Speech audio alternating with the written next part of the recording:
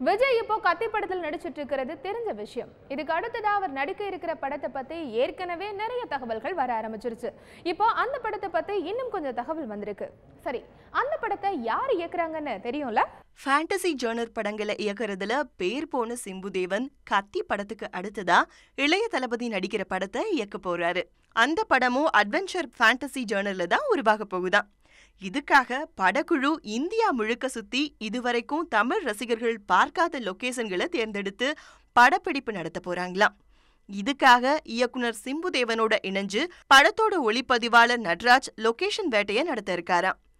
அவங்க ஹிமாச்சல பிரதேஷ், மத்திய பிரதேஷ்ல இருக்கிற சம்பா பள்ளத்தாக்கு உள்ளிட்ட இடங்களுக்கு அவங்க போக இருக்காங்களாம். கத்தி படம் கிட்டத்தட்ட முடிஞ்சிட்டதால இந்த படத்தோட ஷூட்டிங் அடுத்த மாசம் தொடங்கும்னு சொல்றாங்க.